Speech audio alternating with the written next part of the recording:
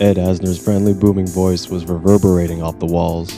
He had lifted Haley Joel Osment onto a countertop and they were talking about something cookie related. My mom suddenly walked in the front door and asked me to help her unload groceries from the car while cursing Ladybird, who ran out the door before my mom could shut the screen.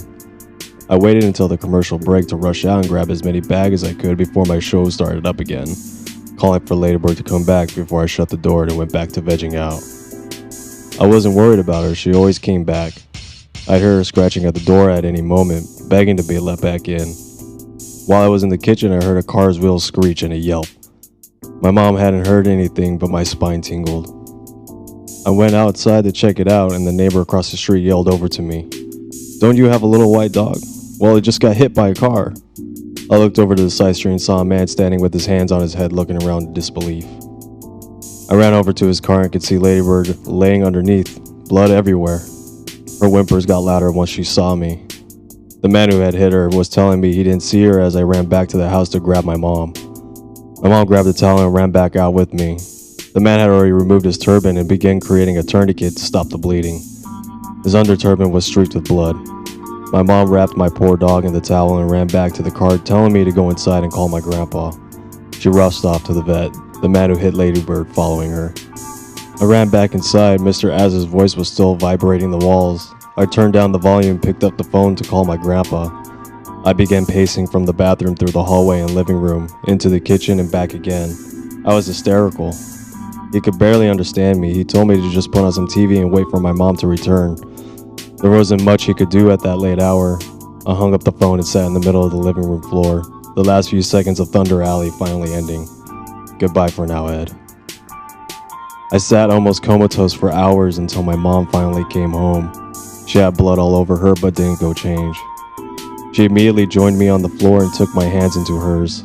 She explained that Ladybird was lucky that she was only hit by one of his wheels, and that there was a good chance she survived the surgery. The emergency vet said her back left leg had almost been completely severed, and it would need to be amputated. He was also willing to give her a discount, only $400 for the surgery and kennel costs combined, which was hella expensive for 1994, especially for a family on welfare. The next day, my mom asked my grandpa for help financially. She had $100 from savings she could use and hoped he would be willing to help her with the rest. Well, he was not willing. There was no way he was going to spend $300 on a dog.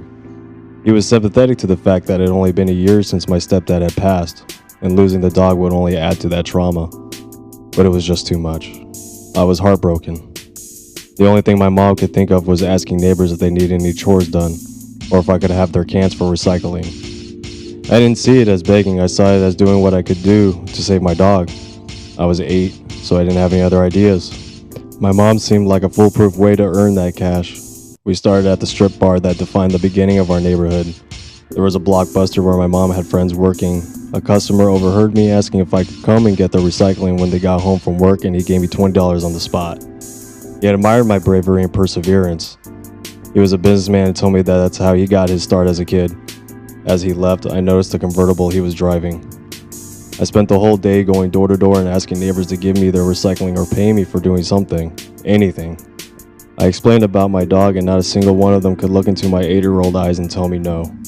Most just gave me $5 or whatever change they had. No one gave me their recycling. No one asked me to do any chores. I was feeling like a beggar but pushed my pride aside to save my dog. I was determined to make every single penny I could before they gave her up for adoption. At the end of the second day, I spent canvassing my neighbors on the last block in my neighborhood. I encountered that convertible again. I didn't know if it belonged to the man who had given me the $20 or not, but I decided it wouldn't hurt to try. I had already raised about $150, so I was halfway to my goal. I knocked on the door and the same man answered and recognized me instantly. His smile was so bright. I told him I was sorry for bothering him again, but he stopped me from finishing and asked how much I had raised. When he heard my number, he told me to get into his car and he was going to drive me home. I ran into the house and got my mom. She came out and chatted with him for a few minutes, and then he handed her a check for $150. He was impressed by my gumption and didn't want to worry about me making enough in time. It was a gift. I was so excited. Ladybird had been gone for 3 days and I didn't want to wait one more second. But I needed to be patient. Once my grandpa found out I had raised enough money, he had a change of heart and told my mom to use the money towards rent, and he covered Ladybird's whole surgery. No more worry. my dog would be home soon.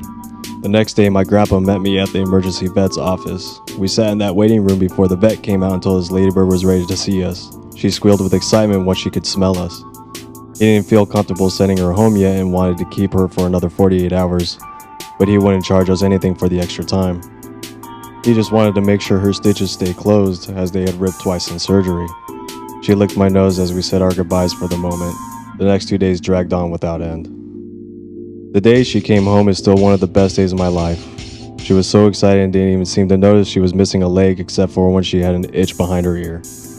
Her little back stump would begin thumping the floor as if she still had a paw that could scratch. We were always there to help her. She had to keep her coat on for a few weeks, only taking it off when it was time to eat. I marveled that there wasn't a single other scratch or injury on her. Once that leg was cut off, she was ready to get back to being her stubborn dog self again. She was lucky. Once her stitches were out and the cone was off, it was like Ladybird had more energy than she had ever had. We took her up to the foothills to my grandparents' property to let her run around and exercise without fear, and man, she was fast. But she was more cautious when she heard a car. She wasn't scared of cars, she just didn't see them as her friends anymore. My grandpa doted on her every time he saw her. He'd spent the money on the dog, so why not just love her? She even got her own chair. Ladybird lived 11 years as a 3-legged dog before she died at the age of 15, exactly 2 weeks after my mom died. Throughout her life, she was always a topic of interest for new people in my life. She loved the attention, and as she got older, the idea of running outside without us next to her just lost the appeal that it used to. I didn't have to freak out every time she got out. That dog owned my heart every moment she was breathing, and honestly, she still does. I miss her. And sometimes I think she sent me Lupita to remind me of what unconditional love feels like again.